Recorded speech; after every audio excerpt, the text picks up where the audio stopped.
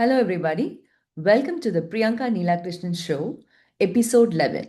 And today's topic is how 700 companies were breached, but not one password was stolen. This is regarding the Salesloft Drift OAuth breach of August 2025. Let me start with a number that should not make sense. In August 2025, more than 700 companies got breached in the same campaign. Cloudflare, Google, Palo Alto Networks, Zscaler, some of the best security companies on the planet. And here's the part that would stop you. Not one password was stolen, no malware, nobody clicked a phishing link. So, how do you breach 700 companies without stealing a single password? That is the story today. I am Priyanka Neelakrishnan, and this is Enterprise Security, episode 11, and we are breaking down the Salesloft Drift breach. Here is the scene. August 2025.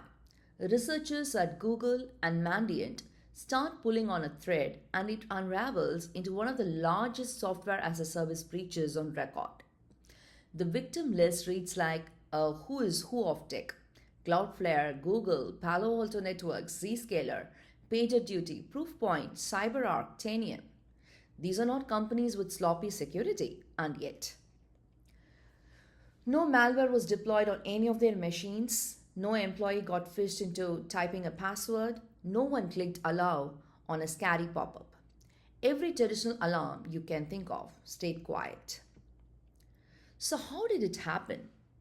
To answer that, I need to explain the one thing the attackers actually stole. They stole an OAuth token. And if that sounds technical, here is a plain English version of it. An OAuth token is like a valet key. When you park your car with a valet, you do not hand over your house key and your office key. You only hand over a limited key that just starts the car. OAuth is supposed to be that valet key for software.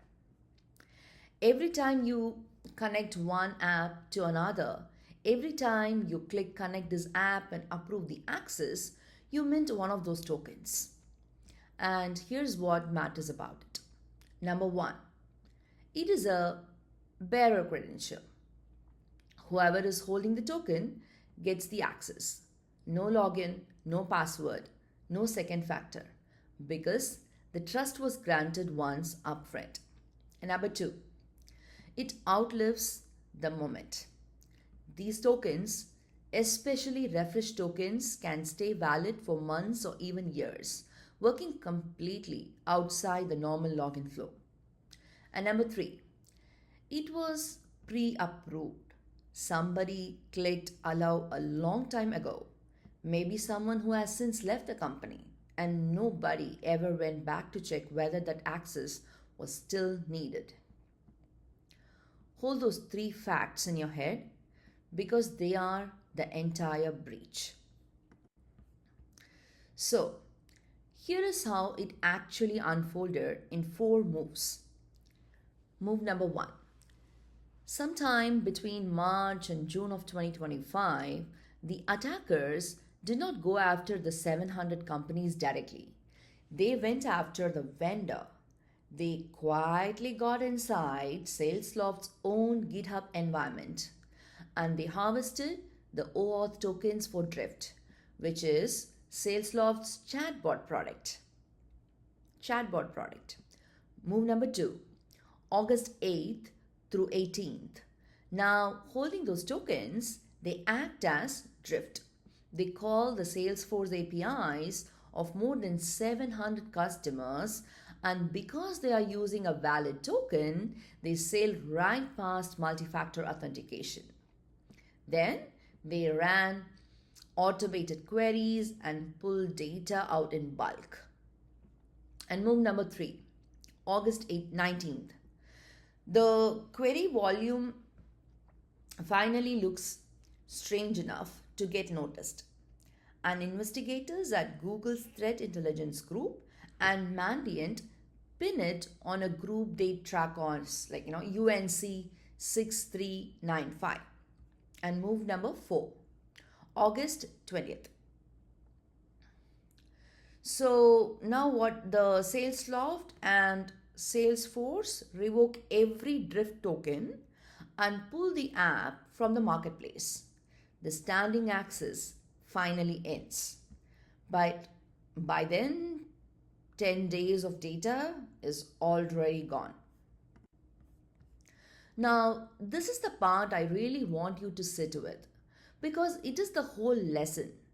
Every defense those companies owned was looking the wrong way. Think about what the security tools actually saw. The traffic was coming from Drift, a trusted, pre approved application that these companies had connected on purpose. To every monitoring tool in the building, it looked exactly like normal Drift activity.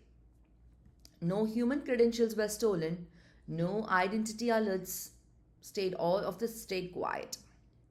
No malware ran, so the endpoint tool stayed quiet. Nobody clicked allow because the trust decision had already been made, sometimes years earlier.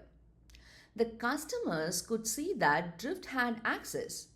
What they could not see was what Drift was actually doing with that access. And that gap on what Drift was actually doing with that access, that gap between knowing an app is connected and knowing what it is doing is exactly where the attacker lived for 10 days. This is what makes it different from a Snowflake or a SolarWinds. The attacker did not break the trust, they used it. And here's a twist that takes this from bad to genuinely dangerous. The attackers did not really want your CRM data.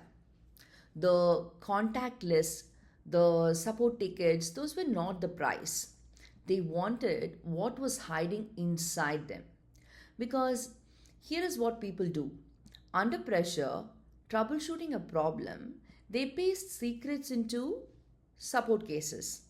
So the attackers comb through all that text looking for AWS keys, Snowflake tokens, VPN credentials, and plain text passwords that engineers had pasted in and forgotten about. Do you see what happened there?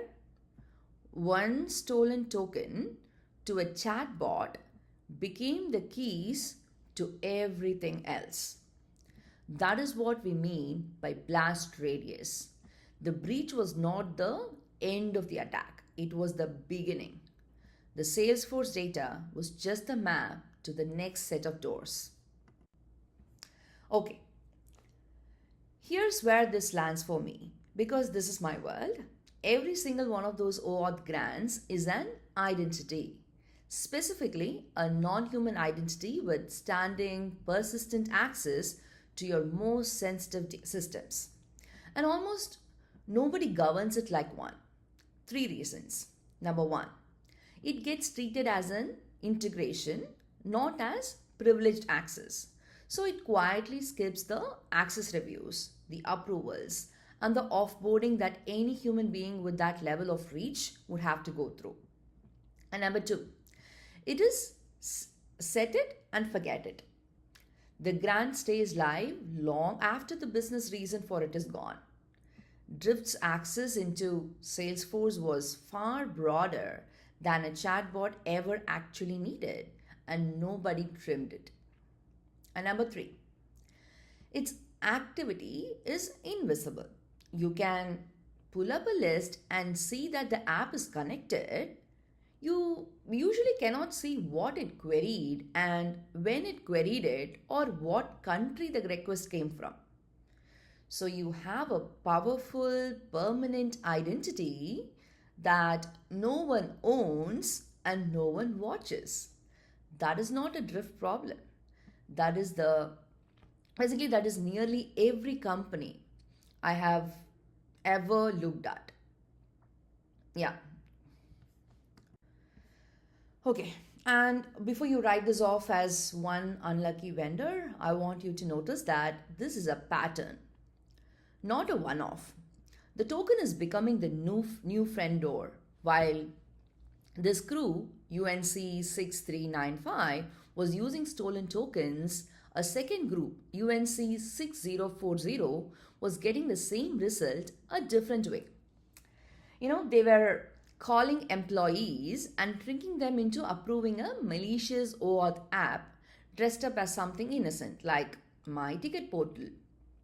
Different method, same outcome, a trusted token with broad access. This got serious enough that in September 2025, the FBI issued a flash advisory about these campaigns targeting Salesforce. And when the FBI is writing it up, you're not looking at an incident anymore. You're looking at a trend, forward looking trend. And here's the part that should be on every security leader's mind. Agentic AI is about to multiply this. Every AI agent you connect to a system is another OAuth grant with standing access. So the exact blind spot that cost 700 companies in 2025 is about to scale at machine speed across every agent you deploy. So, what do you actually do about it? 4 moves. Number 1, inventory it. Make a list of every connected app and every OAuth grant and treat each one as a non-human identity. Most teams genuinely do not have a map of what is connected to what, and you cannot protect what you cannot see. Number 2, scope it. When a vendor asks for access, push back in your third party review. A chatbot does not need broad read access to your entire customer database. Grant the minimum, not the convenient maximum. Number 3, expire it. Definitely expire it. Use short lived tokens, rotate them, and give them a hard expiry.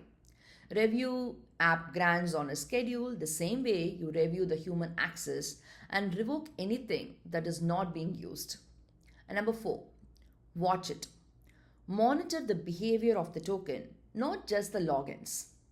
The volume, timing, geography, behavioral analytics will definitely catch a strange spike in queries that a simple login check snails right past.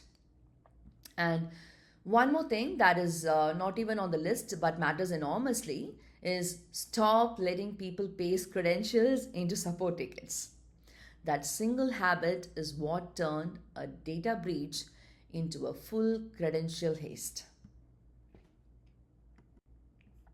So, let me bring it home. For years, we have trained everyone to obsess over the password. Make it longer, add a second factor, rotate it, and that work did matter. But the Salesloft drift breach is the clearest proof yet that in a SaaS world, the password was not the weak link. The standing grant was. Every connect with button in your stack is a key you handed out and probably never took back. The attackers in 2025 did not pick a single lock. They walked through a door that 700 companies had propped open for them years earlier and then forgot about. So here's the one question I want you to basically carry it into your next security review. How many OAuth grants are live in our stack right now and who is watching what they do? If you cannot answer that, that is your starting point. If this was useful, subscribe because I do these breach breakdowns almost every now and then, and the next one builds right on this. I am Priyanka Neela Krishnan and I'll see you on the next one. By the way, everything here is my own opinion and analysis, so it's not tied to any company or an employer. All right, see you then. Bye.